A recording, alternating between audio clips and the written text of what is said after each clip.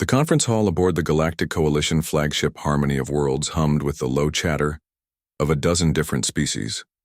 Translator implants worked overtime as the assembled military leaders discussed the upcoming joint operation against the Void Wraiths, a parasitic species that had been consuming entire star systems along the outer rim. Sergeant Marcus Chen sat quietly in the corner, methodically disassembling his M47 plasma rifle. The human delegation was small, just 3 officers and Chen himself, representing Earth's contribution to the coalition forces. While the alien generals debated tactics and resource allocation, Chen had decided to use the downtime productively. The ritual was almost meditative for him. Remove the power cell, check the contacts for corrosion, disassemble the barrel assembly, clean each component with practiced efficiency. It was something he'd done thousands of times during his 15-year military career, a routine as natural as breathing. Admiral Vexhai, a towering Catherian with 4 arms and crystalline skin, paused mid-sentence as her compound eyes fixed on the human soldier. The chamber gradually fell silent as other delegates turned to observe Chen's actions. "What is the human doing?" whispered Commander Zilf, his tentacles writhing nervously. The cephalopod-like aquatican had never seen such behavior during a military briefing.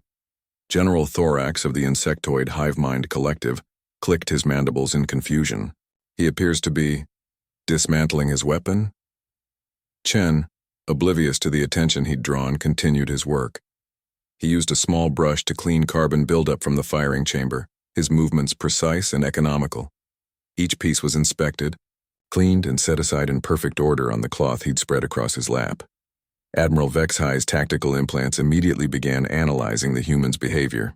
In Catherian culture, the public handling of weapons during negotiations was an ancient dominance display, a way of reminding potential enemies of one's readiness for violence. Her skin shifted to a deeper blue, indicating heightened alertness. "The human is performing a threat ritual," she announced, her voice carrying clearly across the chamber despite its low tone. "He is showing us the intimate details of his weapon's construction. This is how he tells us he is prepared to use it." Commander Zilf's chromatophores flashed patterns of concern across his skin. Should we respond? In Aquatican society, such displays require counter-displays to maintain honor. General Thorax's antennae twitched as he consulted the collective consciousness of his people. The hive mind suggests this is psychological warfare.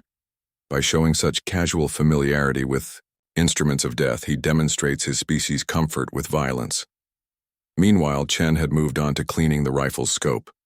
He breathed gently on the lens and wiped it with a special cloth, checking the clarity by holding it up to the overhead lighting. A small smile crossed his face as he noticed and removed a stubborn smudge that had been affecting his accuracy during the last training exercise. The alien generals exchanged increasingly worried glances. The human's smile was particularly unsettling. Clearly, he took pleasure in his weapon's maintenance. This was obviously a predator species showcasing its tools of destruction. Colonel Sarah Mitchell, the human delegation's leader, finally noticed the tension in the room. She looked from the silent alien commanders to Chen, who was now carefully applying lubricant to the rifle's moving parts with a small brush. "Is everything all right?" she asked, genuinely puzzled by the sudden change in atmosphere. Admiral Vexhai's voice carried a new note of respect, tinged with wariness. "Your subordinate's display is most impressive, Colonel. We had not realized humans were so direct in their combat psychology." Colonel Mitchell followed Vexhai's gaze to Chen, who was now reassembling his weapon with the same methodical precision he'd used to dismantle it. Understanding dawned on her face, and she had to suppress a laugh. "Oh, that," she said, trying to maintain diplomatic composure. "Sergeant Chen is just cleaning his rifle. It's standard military practice. We maintain our equipment regularly to ensure reliability." "Maintain?" Commander Zilf's translator seemed to struggle with the concept. "You mean this is routine?" "Daily routine," Chen spoke up cheerfully, clicking the rifle's components back into place. "A clean weapon is a reliable weapon," my drill instructor used to say. Your rifle is your best friend. Treat it better than you treat yourself. He held up the now pristine M47, checking its balance and operation. There we go. Ready for action. The chamber fell silent again. But this time the quality of the silence was different. Where before there had been tension and wariness, now there was something approaching awe. General Thorax was the first to speak. You do this every day? Sometimes twice a day in combat zones, Chen replied matter-of-factly. Dust, moisture, temperature changes, they can all affect performance. I've seen good soldiers die because their weapons jammed at the wrong moment. Admiral Vexhi's tactical implants were now working frantically to recalibrate their assessment of human military capabilities. A species that maintained their weapons with such religious dedication that viewed this maintenance as routine rather than ritualistic.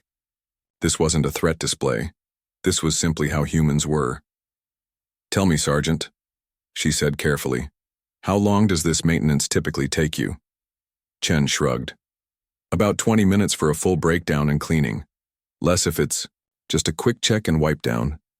And you can do this blindfolded? In complete darkness underwater or while under fire, Chen confirmed. Basic requirement for infantry certification. Commander Zilf's tentacles had stopped writhing. Every human soldier can do this. Every human soldier, sailor, airman, and marine, Colonel Mitchell confirmed. It's one of the first things we learn.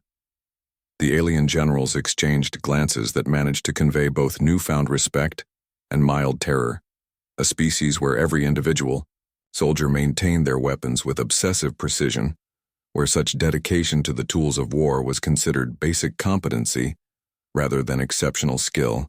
Admiral Vexhi's skin gradually returned to its normal pale blue. Perhaps, she said slowly, we should discuss increasing humanity's role in the upcoming operation. Chen, who had finished his cleaning routine and was now settling back to listen to the tactical discussions, nodded approvingly. He had no idea that 20 minutes of routine maintenance had just elevated his species' status in the galactic community. Sometimes the most human thing of all was simply taking care of your gear.